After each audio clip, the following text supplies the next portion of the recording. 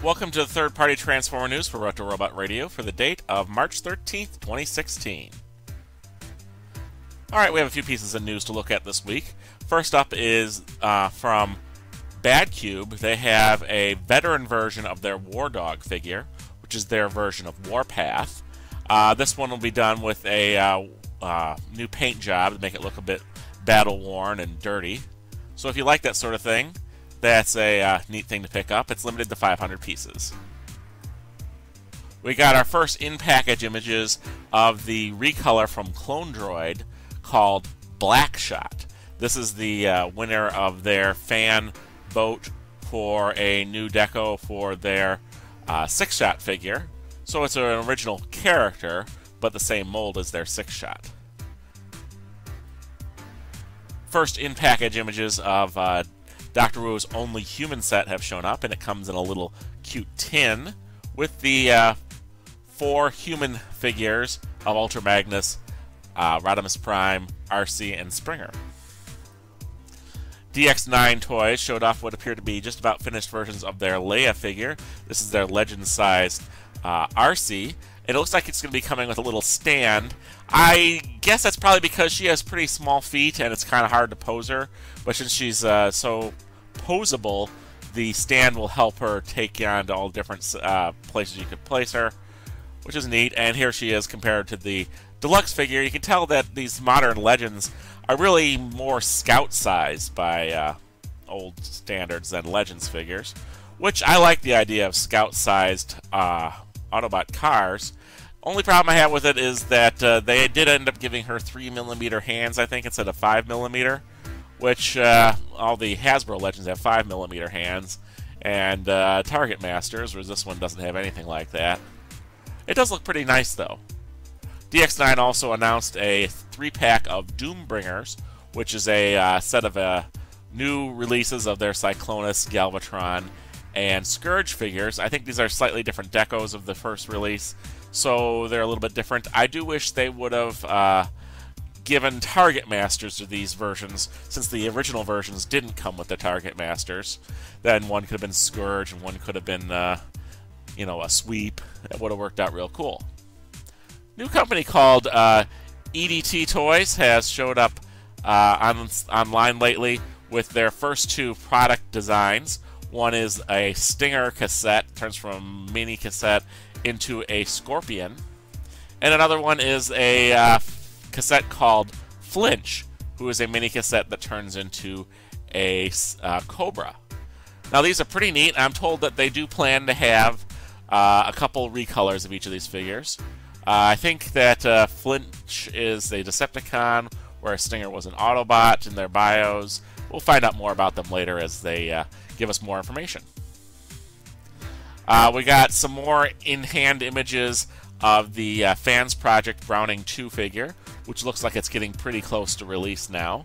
I think people want to get this in hand before the Titan's Returns highbrow comes out, and hopefully we'll be getting their Ape-Face and Snapdragon-related figures soon, because those are things that we have not heard coming from Titan's Return.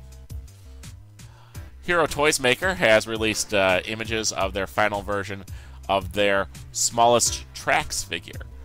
This figure goes with the Smallest Transformers line. They've released several unpainted, uncolored versions, glow-in-the-dark, things like that, but this one actually seems to be fully finished, and it does do the flying car mode, and it also does the robot mode. And this is a pretty cool little figure if you want to continue your Smallest Transformers collection. Heroes Toy Maker is one of the best guys out there for doing that. New company called Mugen Workshop has shown off a little add-on kit for the FansProject Revolver Core and its repaints. And basically, this is a replacement wheel for the figure. I don't know if you know, but the original Revolver Core came with tracks in the back. It's a half-track, and this turns it into a full 4-wheel vehicle. And it does work in both modes. Spark Toys showed off a render of their upcoming ST-03 Steel Lock figure, which is their War Within inspired Grimlock. No word yet as to how big this is, but considering that the Optimus Prime was about ultra-sized, This must be at least that size or bigger, considering Grimlock was a bit bigger than Optimus Prime in the comic book. A new company called TransArt Toys is showing off some of their Beast Wars inspired figures that will be coming out soon.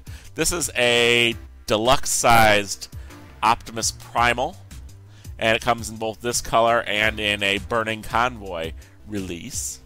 And those will be coming out anytime now. I think they're just about out. They also have a version of Moon from the Beast Wars. I believe that's Beast Wars 2nd. And you can see that they come out in a 2-pack, where you get the Burning Convoy. And also here it is compared to the MP10 Optimus Prime, which it scales pretty well with. A little extra item I threw in here because I thought this was Transformers related. You may know a Korean cartoon for kids that's out now called Robocar Poly, which is little transforming cars that save the day in Korea. It's not really been imported to the US yet, but a Chinese company decided to make some knockoff Robocar Poly figures, but the neat thing about them is they used Kreon molds to make them. So most of these are little Kreons, which are not official licensed either by Creo or by Robocar Poly. And the neat thing about them is that they're all micro-changers too, so they actually do transform into little cars. Kind of a neat little thing, and I've seen these online at like AliExpress, and they sell all 6 for about $8, $9 shipped, so that's not bad at all. So, what figures do you think were the best announcements this week? Are any of these add-on kits things that will interest you? And what kinds of recolors would you like to see of that Scorpion and Snake cassette? This week's news brought to you from the pages of tformers.com and TFW2005. News read by Matthew Ignash. Stop by wikialpha.org to read more about third-party Transformers. Check out the Facebook page of the third-party TF Crashers. And then come on by the Retro Robot Radio YouTube channel and subscribe.